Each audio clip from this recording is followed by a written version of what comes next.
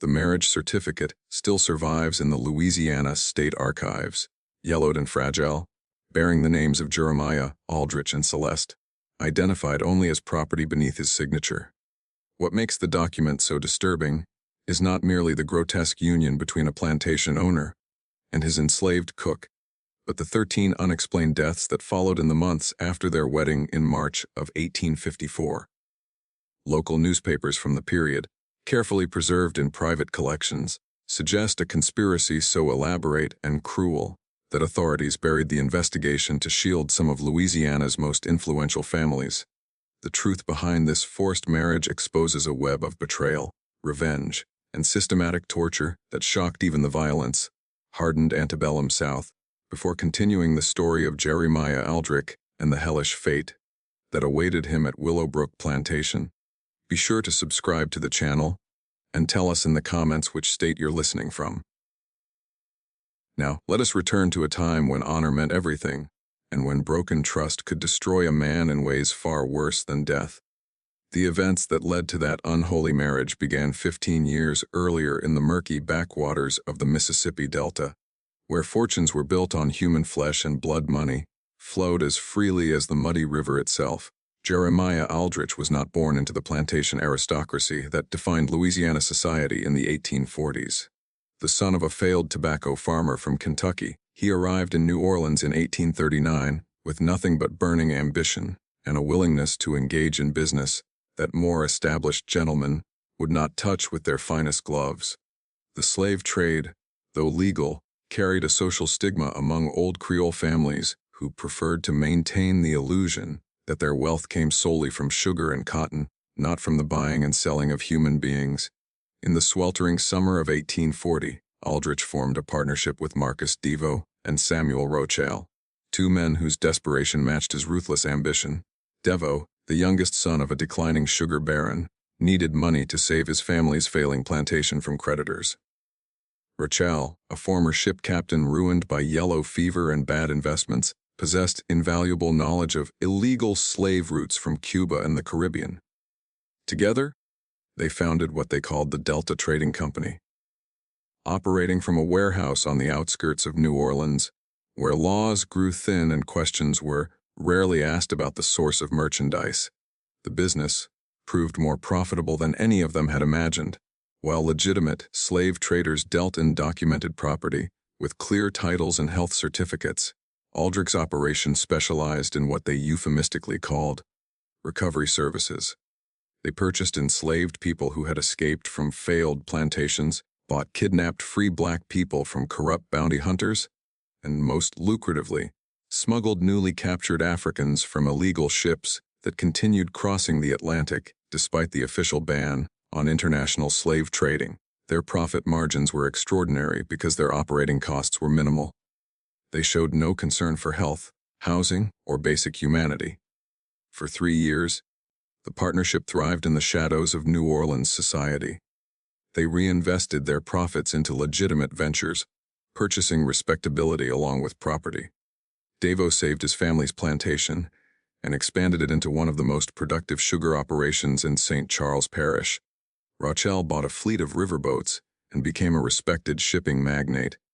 Aldrich acquired Willowbrook Plantation, a modest but profitable cotton operation 40 miles upriver from New Orleans, complete with a grand colonial mansion that announced his arrival among Louisiana's planter elite.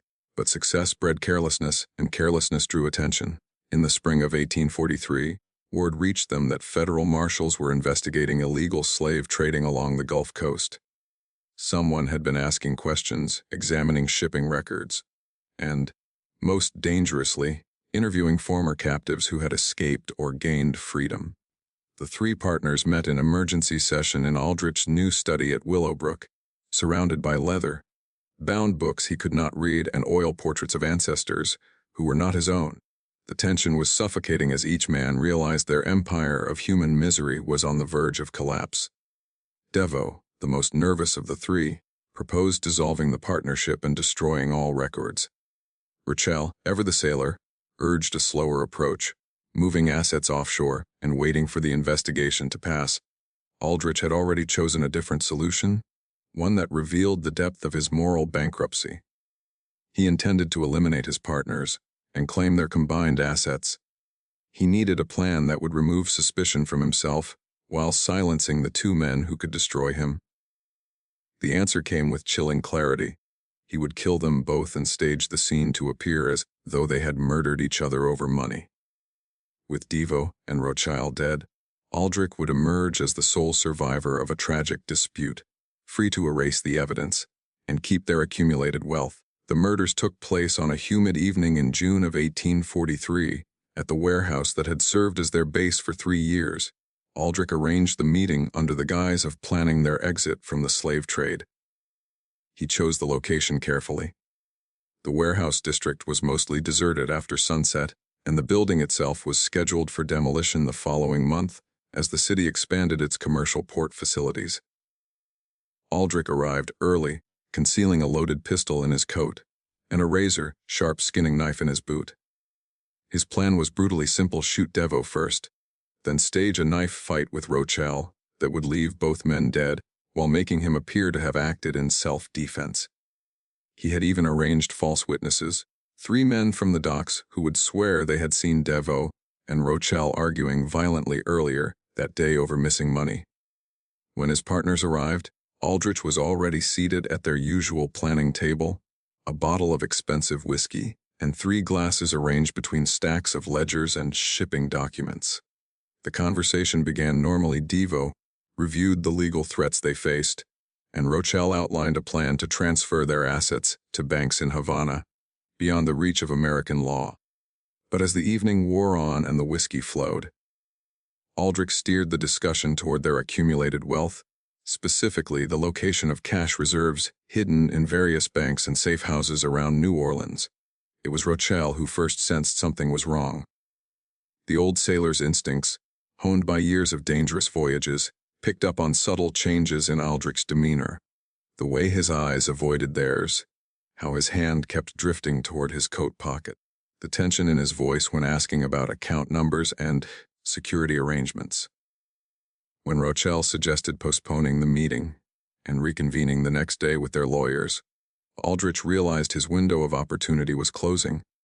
The violence erupted with shocking suddenness.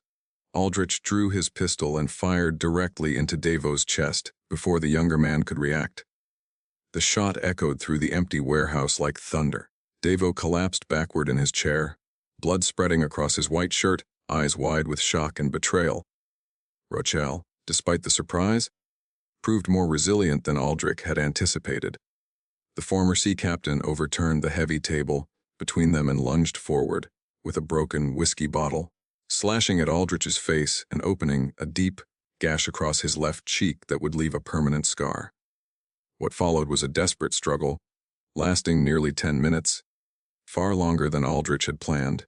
Rochelle fought with the fury of a man who fully understood what was happening and refused to die quietly. They crashed through crates of documents, scattered ledgers across the floor, and left blood trails on every surface as they grappled over the knife Aldrich had drawn from his boot. In the end, it was Rochelle's age that betrayed him. At 53, he could not match Aldrich's strength and endurance. Aldrich finally drove the blade deep into Rochelle's stomach, twisting it toward his heart, while the old sailor clawed desperately at his throat. Even as he died, Rochelle gasped words that would haunt Aldrich for life. "My son knows everything. He'll come for you. When he's old enough, he'll make you pay." Aldrich dismissed these as the delusional ravings of a dying man. He had no idea that Devo's younger brother, Phipe, had been secretly documenting their illegal activities, and that Rochelle's 17-year-old son, Henry, possessed detailed knowledge of every transaction, every contact, and every crime committed by the Delta Trading Company over 3 years. Aldrich spent the next 4 hours methodically arranging the crime scene to support his story.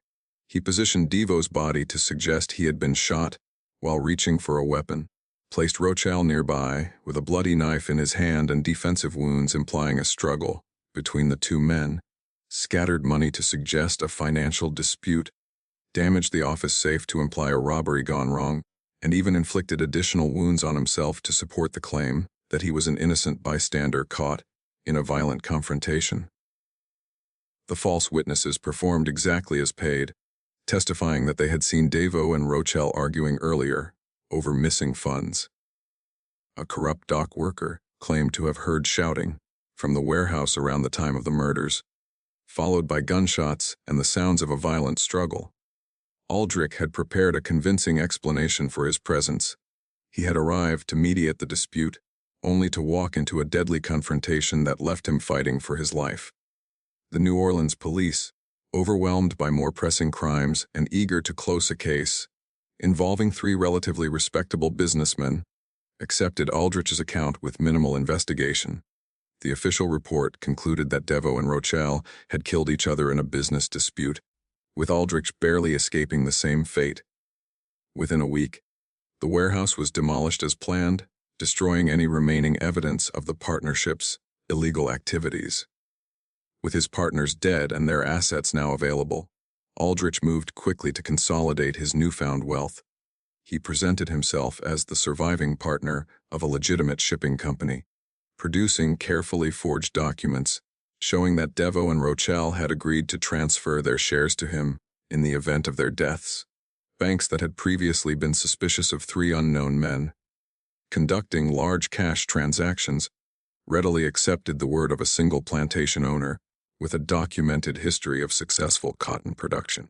Over the following months, Aldrich systematically emptied every account, safe deposit box, and hidden stash of cash that had belonged to his murdered partners. He estimated the total value at nearly 40,000, a fortune that would be worth over $1 million in today's currency.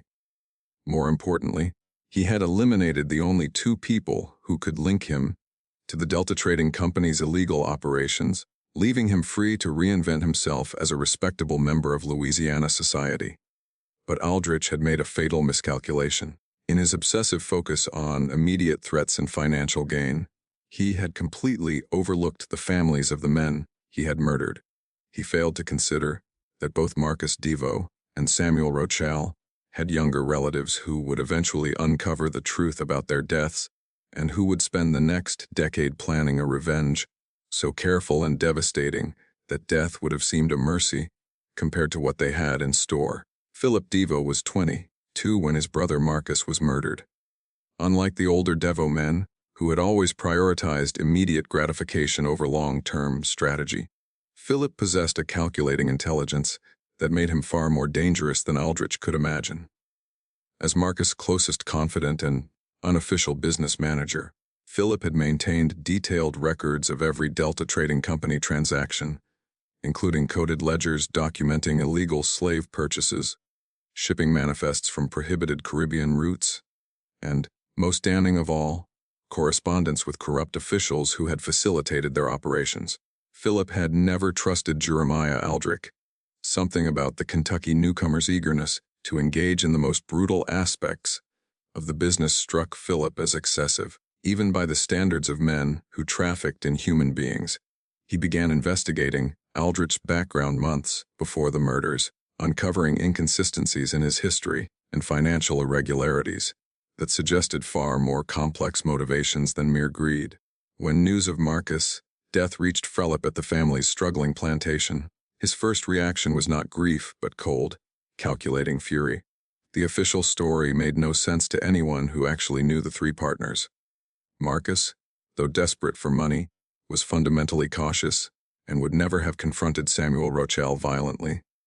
Rochelle, despite his rough sailor's background, was a methodical businessman who resolved disputes through negotiation, not knife fights. Most tellingly, Aldrich's account of the evening included details Philip knew to be false, including references to money and accounts that had already been moved weeks earlier. Within days of the funeral, Philip launched his own investigation into the warehouse murders. Using contacts from his brother's business network, he interviewed dock workers, examined shipping records, and even bribed police officers to review official evidence. What he discovered confirmed his worst suspicions. The crime scene had been carefully staged, witnesses had been paid to lie, and crucial evidence had been deliberately overlooked or destroyed. Most damning, Aldrich had begun accessing his murdered partners' financial assets within hours of their deaths, demonstrating a level of preparation that directly contradicted his claim of being an innocent bystander. Meanwhile, Henry Rochelle pursued a different approach. At 24, Samuel's son combined his father's maritime connections with a formal education in law and business, making him uniquely suited to trace the financial aspects of the murders. Henry spent several years working in New Orleans banks and shipping companies, building relationships with clerks, managers, and officials who could provide information Philip's more direct approach might miss. His investigation revealed the true scope of Aldrich's theft by carefully analyzing bank records, shipping manifests, and property transfers. Henry documented how Aldrich had systematically looted every asset belonging to the Delta Trading Company partnership. Henry calculated that Aldrich had stolen over $60,000 in cash property and business investments, wealth amassed through years of illegal but profitable operations built on the suffering of hundreds of enslaved people. What made Henry truly dangerous was his understanding of Louisiana's financial and legal systems. Unlike Philip, who focused on proving Aldrich's guilt through direct evidence, Henry realized a more effective strategy would be to use Aldrich's own greed against him. Rather than seeking immediate justice through the corrupt courts, Henry began planning to systematically dismantle Aldrich's financial foundation, leaving him vulnerable to the same betrayal and violence he had inflicted on others. The two young men met for the first time in the fall of 1844, more than a year after their relatives' murders. The meeting took place at a discreet restaurant in the French Quarter, where Philip shared his evidence with Henry in hopes of coordinating their separate investigations. What neither man anticipated was how perfectly their different skills and resources complemented one another, or how completely their shared pursuit of justice would consume the next decade of their lives. By the spring of 1845, Philip Deveau and Henry Rochelle had transformed their separate quests for justice into something far more sophisticated and far more dangerous, a carefully coordinated conspiracy designed to destroy Jeremiah Aldrich using the very methods he had employed to murder their relatives. Betrayal, financial manipulation, and ultimately violence disguised as legitimate business. But unlike Aldrich's impulsive brutality, their approach would be methodical, patient, and devastating in its thoroughness. The first phase of their plan focused on infiltrating Aldrich's social and business networks. Philip, drawing on his family's remaining connections within Louisiana society, began attending the same gentlemen's clubs, political gatherings, and social events where Aldrich was working to establish himself as a respectable planter. His objective was not confrontation, but observation, studying Aldrich's habits, weaknesses, and, most importantly, his financial vulnerabilities. Blessed with his late brother's charm and social ease, Philip quickly positioned himself as a casual acquaintance of Aldrich, someone trustworthy enough to share drinks with, yet insignificant enough not to raise suspicion. At the same time, Henry used his banking connections to trace every element of Aldrich's financial empire. He discovered that the plantation owner's apparent wealth rested on risky investments, leveraged loans, and speculative ventures that produced impressive short-term gains while creating severe long-term liabilities. Most crucially, Henry uncovered Aldrich's serious gambling problem. Aldrich regularly lost thousands of dollars in high-stakes poker games and horse racing bets, losses he financed through increasingly desperate borrowing against future plantation crops. The gambling addiction provided the perfect opening. By 1848, Henry had secured a position at the First National Bank of New Orleans, the institution holding the primary mortgage on Willowbrook Plantation. From this vantage point, he subtly manipulated Aldrich's credit arrangements, ensuring loan renewals carried slightly higher interest rates, structuring payment schedules to create cash flow crises during critical planting seasons, and steadily pushing Aldrich toward the kind of financial desperation that made men vulnerable to exploitation. Simultaneously, Philip cultivated relationships with some of New Orleans' most notorious gambling operators, men who ran high-stakes games where fortunes could be won or lost in a single night.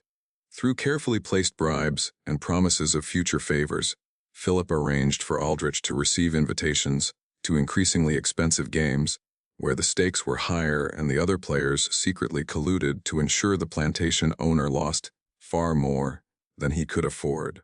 The brilliance of their strategy lay in its patience and subtlety. Rather than seeking quick revenge or direct violence, they systematically dismantled the financial foundation, supporting Aldrich's social standing and self-image. Every loan coming due increased the pressure. Every gambling loss deepened his desperation. Every failed attempt to raise quick cash through risky investments pushed him closer to complete ruin and toward whatever final punishment they ultimately chose to inflict. By 1851, their efforts were bearing fruit. Aldrich's debts had climbed to nearly 30 zloty, with interest payments consuming most of his plantation's annual profits. He had been forced to sell off parcels of land to cover gambling losses, and rumors began circulating among Louisiana's planter elite that Willowbrook Plantation was in serious financial trouble. More telling still was the change in Aldrich himself. He grew short-tempered, suspicious of his neighbors' motives, and increasingly frantic in his search for new sources of income. But Philip and Henry were not satisfied with financial ruin alone.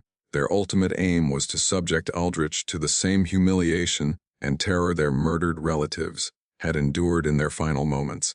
They wanted him to understand that his prosperity was built on blood, that his respectability was a lie, and that justice had finally found him, despite all his planning and brutality.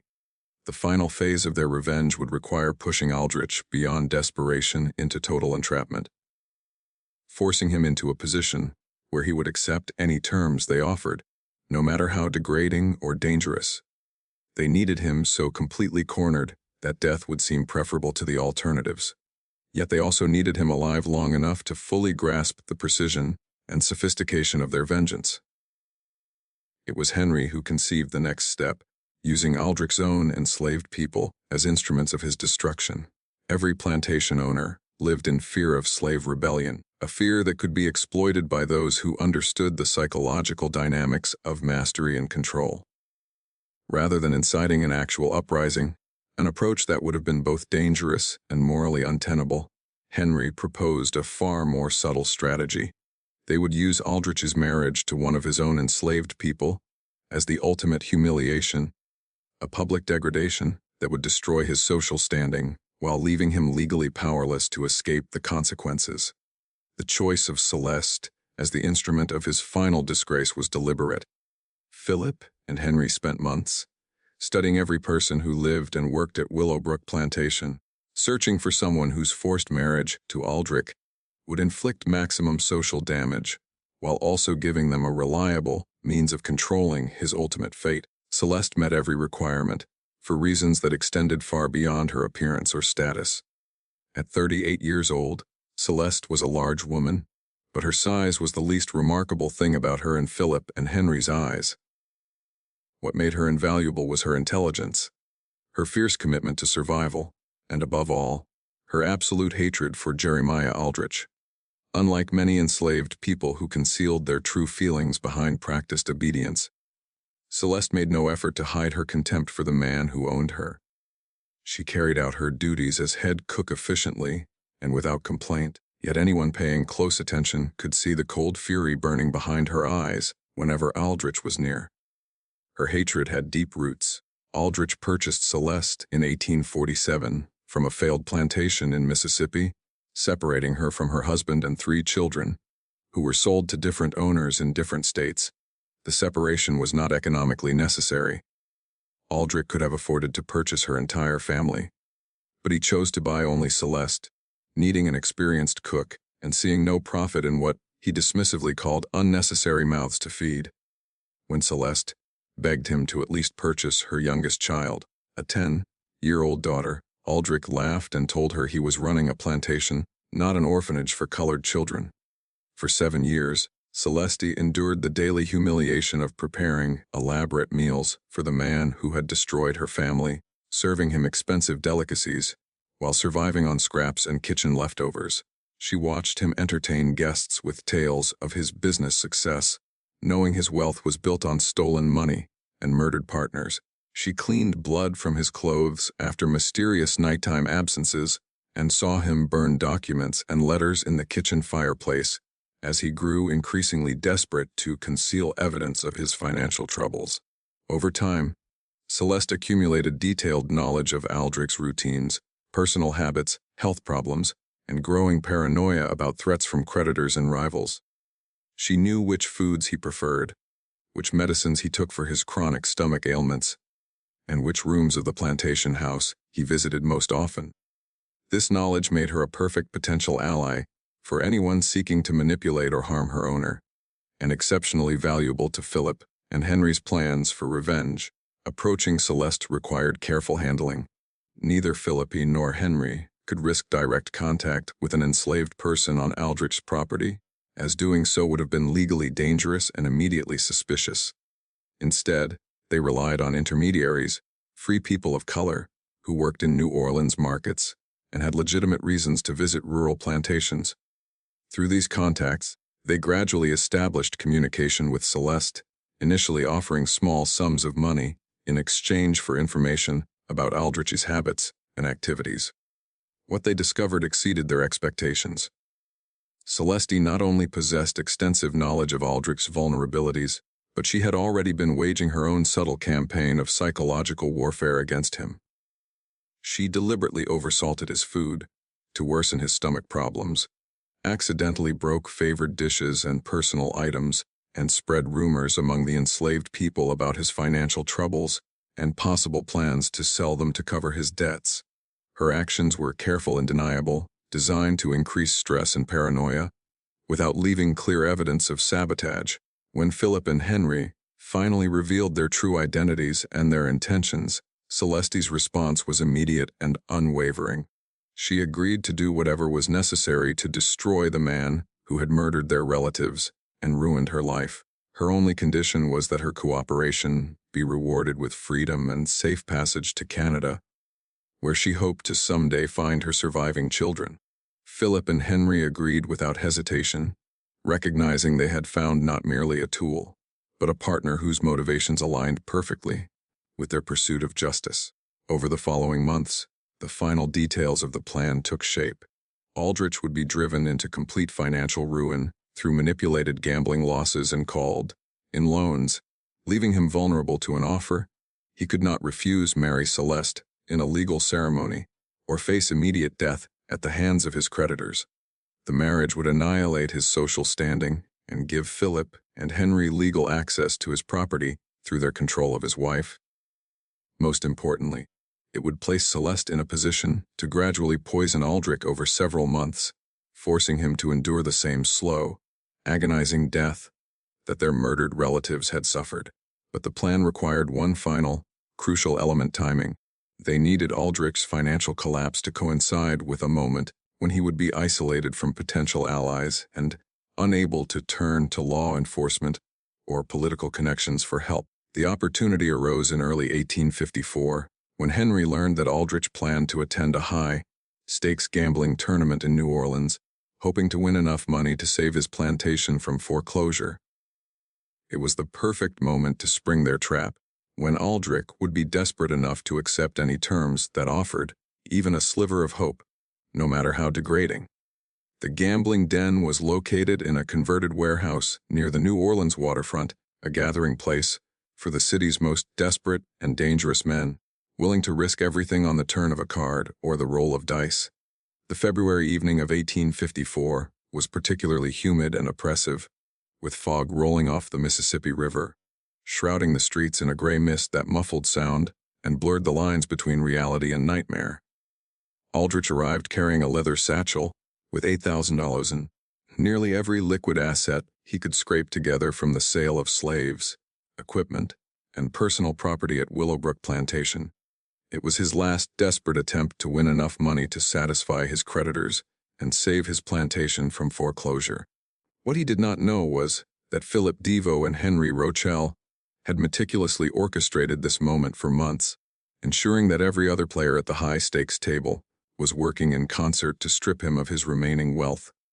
The game was card stud poker, with stakes starting at $500 per hand and escalating rapidly. Aldrich experienced moderate success at first, winning enough small pots to believe his luck might finally be turning. But as the stakes rose and the alcohol flowed more freely, he began making increasingly reckless bets, driven by desperation and the false confidence of early victories. By midnight, he had lost more than half his stake, but continued to play with the intensity of a man who knew this was his last chance to save himself from complete ruin. The other players, following Philippe's instructions, allowed him to win occasionally to keep him engaged, gradually pushing him to bet amounts representing his entire remaining fortune on single hands. The final hand began just after 20 m, with fog so thick that the gaslight from the street lamps barely penetrated the warehouse windows. Aldrich was dealt what appeared to be a strong hand, a pair of kings, with the possibility of a full house if the hidden cards fell right. Confident this was his chance to recover his losses and save his plantation, he pushed his remaining $3 into the center of the table. But the other players had stronger hands, and more importantly, they had coordinated their bets to ensure that the final pot would completely bankrupt Aldrich, while leaving him with debts far beyond anything he could repay. When the cards were revealed, Aldrich's pair of kings lost to a full house held by a cold-eyed stranger who collected the winnings with the precise efficiency of someone certain of the outcome from the start. As the reality of his total financial ruin sank in, Aldrich sat frozen at the empty table, staring at the felt where his last hope had evaporated. The other players had already departed, but the stranger who had won the final hand remained, studying him with the intensity of a scientist examining a specimen. After several minutes of oppressive silence, the stranger finally spoke, his voice carrying a slight French accent that seemed familiar yet unplaceable. "Mr. Aldrich," he said, "I believe we need to discuss your outstanding obligations. The gentlemen who just left are not merely gamblers. They represent certain business interests that have been patient with your financial difficulties. But patience, like luck, eventually runs out." At that moment, Philip Devo stepped from the shadows near the warehouse entrance. His face illuminated by flickering gaslight, unmistakably resembling his murdered brother. Aldrich's blood ran cold as he recognized the features he had seen twisted in pain and shock 11 years earlier, when Marcus Devo had died with a bullet in his chest and betrayal in his eyes. "You look like you've seen a ghost, Jeremiah," Philip said, moving closer to the table with predatory grace. "Perhaps because you have. My name is Philip Devo, and I believe you knew my older brother Marcus quite well. In fact, you were the last person to see him alive, weren't you?" The warehouse suddenly felt impossibly cold despite the humid Louisiana air outside. Aldrich's hands trembled as the full scope of his situation became clear. This had never been a random gambling tournament, nor a chance to save his plantation. It had been an elaborate trap, planned and executed with the kind of methodical precision that spoke of years of patient preparation and unrelenting hatred. Henry Rochelle emerged from another corner of the warehouse, completing the triangle of accusers surrounding Aldrich at the poker table. "My father, Samuel, always said you were clever, Mr. Aldrich," Henry said. "Clever enough to murder 2 men and steal their life's work, but not clever enough to realize that dead men sometimes leave behind sons who remember their father's stories and never forget their father's killers." The warehouse fell silent, broken only by the distant sound of ship horns echoing across the fog-shrouded river. Aldrich sat frozen between his accusers, his mind racing for escape and finding none. He was alone in an isolated building with 2 men who had spent more than a decade planning his destruction. His complete financial ruin meant that no one would come looking for him if he vanished into the Mississippi Delta. Philip moved to the chair directly across from Aldrich, lowering himself into it with deliberate care before speaking again. "We know everything, Jeremiah. We know about the Delta Trading Company and your illegal slave trading operations. We know about the warehouse where you murdered our fathers in cold blood. We know about the forged documents, the bribed witnesses, and the systematic theft of everything they worked to build. Most of all, we know you've been living on blood money for 11 years, building your respectable plantation life on the foundation of their corpses." Henry approached from the opposite side, producing a leather folder and spreading its contents across the poker table, like evidence in a courtroom. "These are copies of every financial transaction you've made since 1843, Mr. Aldrich. Bank records showing how you looted our father's accounts. Property transfers documenting how you acquired assets that rightfully belonged to their estates. Even correspondence with corrupt officials who helped you conceal your crimes. Officials who are now far more concerned with their own survival than with protecting yours. The evidence was overwhelming and unmistakably authentic. Aldrich recognized documents he believed had been destroyed years earlier. Financial records obtainable only through extensive investigation and carefully placed bribes, along with sworn statements from witnesses who had seen portions of his crimes but remained silent until now. Philip and Henry had assembled a case that would not only prove his guilt in any court, but also implicate dozens of prominent Louisiana citizens who had unknowingly helped launder his stolen wealth. The question, Philip continued, is what we intend to do with this information. We could deliver it to federal authorities, who would be very interested in prosecuting not only you, but everyone who helped you integrate stolen money into Louisiana's banking system. Or we could ensure that certain parties in New Orleans learn you've been living under false pretenses for more than a decade, your life built on the murder of their friends and business associates. Either option would likely end in your death, probably after a great deal of unpleasantness. Aldrich finally found his voice, though it was barely a whisper. What did you want? Money. I can get money. My plantation is worth. Your plantation is worthless, Henry interrupted. We'll hold the mortgage, remember, along with most of your other debts. We've been systematically acquiring your obligations for years, Mr. Aldrich. Every loan, every gambling debt, every financial arrangement keeping you afloat, it all belongs to us now. You have nothing left to bargain with except your life. And frankly, we're not particularly interested in preserving that either. The warehouse seemed to grow colder as the meaning of their words settled in. Aldrich was not merely bankrupt, he was completely at their mercy. Everything he had built, every comfort he had enjoyed, every aspect of the respectable life he had constructed had been methodically stripped away by the sons of the men he had murdered. Yet even as terror gripped him, some part of his mind refused to accept that death was inevitable. There is, however, one alternative, Philip said, his voice adopting a tone of mock consideration. One way you might be permitted to continue breathing for a little while longer. It would require a sacrifice of dignity, a public acknowledgement of your true nature, and a demonstration of your complete submission to our authority. Henry smiled with the cold satisfaction of a man unveiling the culmination of years of planning. You're going to marry one of your slaves, Jeremiah. Publicly. Permanently. You'll stand before God and Louisiana society and take your cook, Celeste, as your lawful wife. You'll live as her husband, sleep in the same bed, and present yourself to your neighbors as a man who chose to marry his own property. The suggestion was so grotesque, so utterly beyond the boundaries of acceptable behavior in antebellum Louisiana, that Aldrich struggled to comprehend it. Marriage between a white plantation owner and an enslaved woman was not merely socially unacceptable, it was legal suicide, social annihilation, and personal humiliation on a scale that made death seem merciful by comparison. You're insane, Aldrich whispered. No one would ever. It's impossible. No preacher would perform such a ceremony. No court would recognize it. Actually, we've already made the necessary arrangements. Philip replied smoothly. There's a minister in Nachito Parish who's heavily in debt to certain gambling establishments. He's agreed to perform a completely legal ceremony, properly witnessed and documented. As for the courts, Louisiana law is clear. Once a marriage contract is properly executed, it is binding regardless of the circumstances under which it was created. You would be legally married to Celeste, with all the rights and obligations that entails.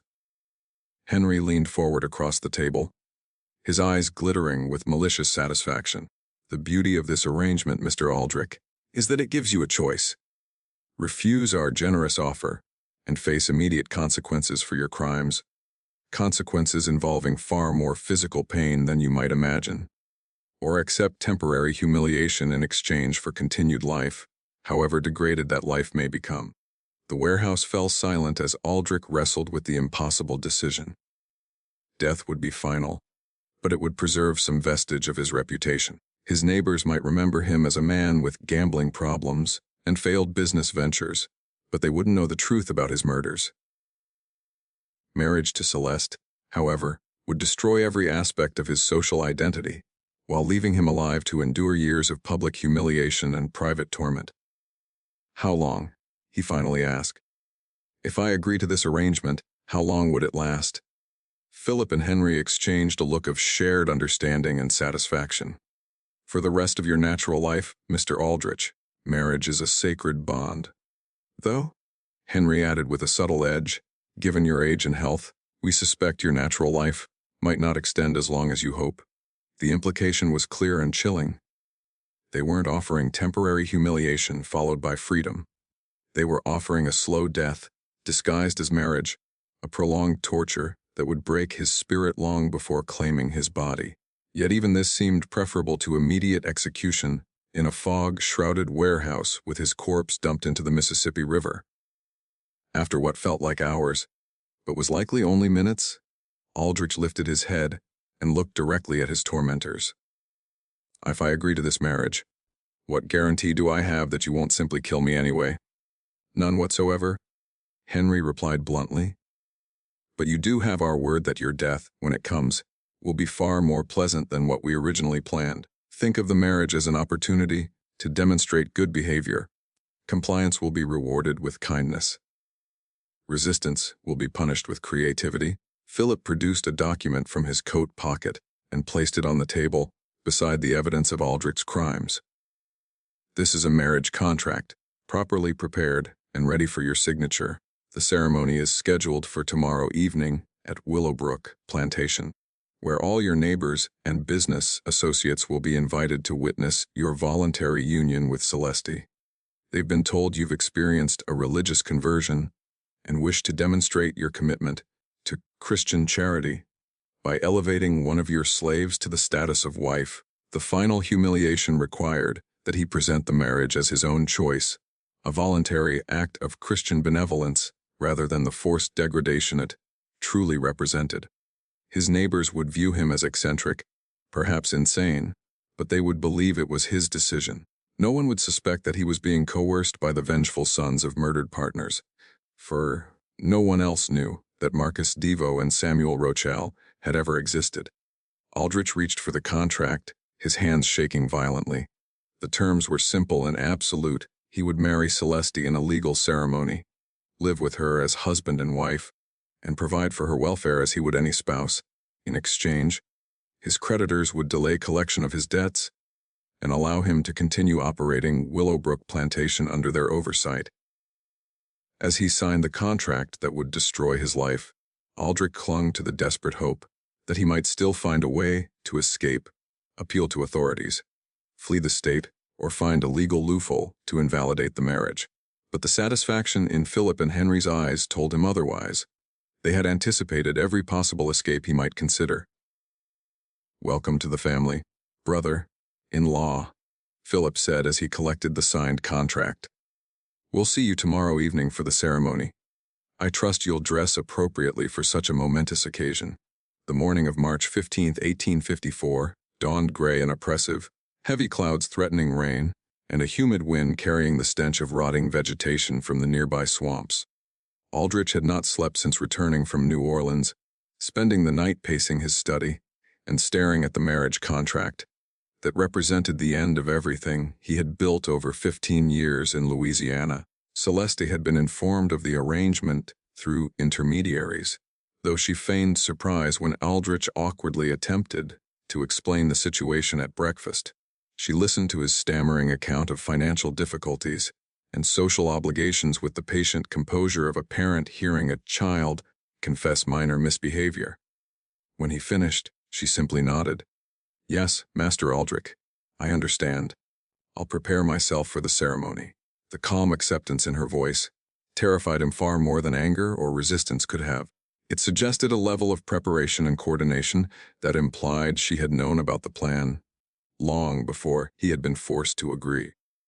As he watched her move efficiently around the kitchen, preparing what would be their last meal as master and slave, Aldrich began to realize the depth of his tormentors meticulous planning.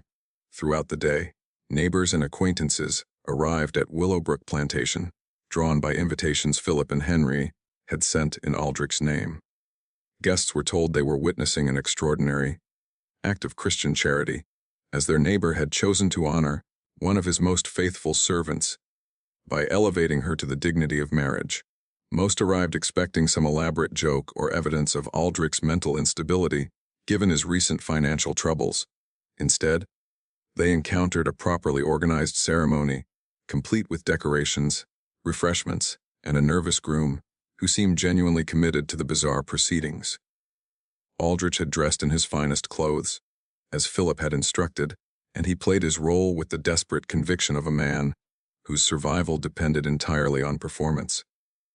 When asked about his unusual decision, he repeated the explanation about religious conversion and Christian duty with enough apparent sincerity that most guests accepted it as the eccentric choice of a man under immense stress. Celeste appeared in a simple but elegant gown provided for the occasion. At 38, she was indeed a large woman, but she carried herself with a quiet dignity and composure that impressed even the skeptical attendees. More importantly, she seemed genuinely pleased by the respect and attention she received, smiling graciously at the crowd and thanking them for witnessing the most important day of my life. The minister from Nichito Parish conducted the ceremony with professional efficiency, reading the traditional vows and requesting the usual responses. When he reached the part about speaking now or forever holding one's peace, several guests shifted uncomfortably, but no one dared challenge what appeared to be a legal and voluntary union. Aldrich's voice barely carried beyond the first row as he spoke his vows, but Celeste's answers were clear and confident. She promised to love, honor, and obey her new husband with such conviction that the ceremony seemed almost ordinary, as if marriages between plantation owners and their former slaves were a commonplace event in Louisiana society. The most disturbing moment came when the minister pronounced them husband and wife and instructed Aldrich to kiss his bride. The plantation owner turned pale, leaning forward with the look of a man who might collapse entirely. But Celeste steadied him with surprising gentleness, rising on her toes for a brief, measured kiss that sealed the legal union and began the final phase of his destruction. As guests departed, shaking their heads in bewilderment, Aldrich found himself alone with his new wife in the plantation house that had once symbolized his successful integration into Louisiana society.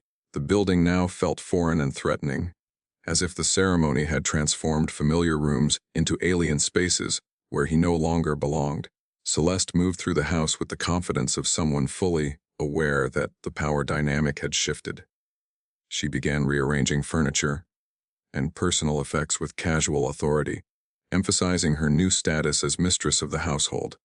When Aldrich attempted to protest, she fixed him with a stare full of accumulated hatred and said quietly, "We're married now, Jeremiah, husband and wife partners.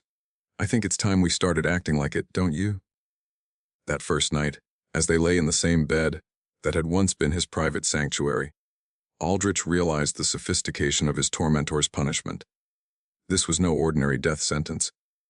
He was trapped in a daily reminder of his powerlessness, constantly in the presence of someone who knew exactly what he had done and exactly what he deserved.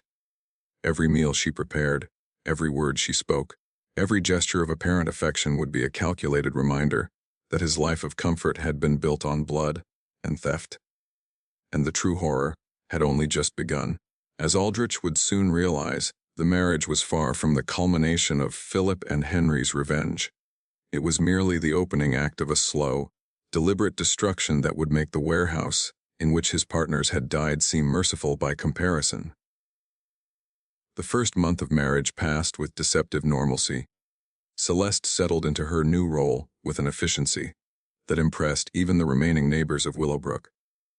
She managed the household staff with firm authority, entertained the few visitors willing to come, and maintained the social pretenses that allowed Aldrich to preserve a veneer of his former respectability. To outsiders, the unlikely marriage appeared to function as smoothly as any conventional union in rural Louisiana, but Aldrich noticed subtle changes in his daily routine that filled him with mounting unease. His morning coffee carried a faint, unidentifiable bitterness.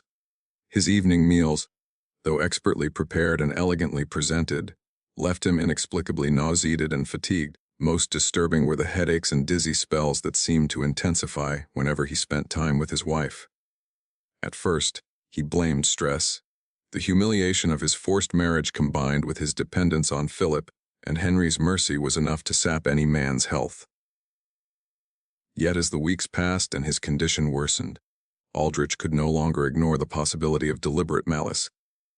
His suspicions were confirmed during a consultation with Dr. Hamilton Warren, Willowbrook's longtime physician, who examined Aldrich after he collapsed during a meeting with potential cotton buyers. "Your condition is serious, Mr. Aldrich," Dr. Warren said, packing his instruments. "These symptoms suggest prolonged exposure to arsenic or a similar metallic poison. Chronic poisoning like this develops over months, gradually weakening the digestive system and nervous functions. Without immediate removal from the source, it is invariably fatal." Aldrich's worst fears were realized. Celeste was systematically killing him with the same patience and precision Philip and Henry had used to destroy his finances and social standing. She was administering poison in carefully measured doses, likely in his food or drink, orchestrating a slow death that would appear natural to anyone not specifically investigating.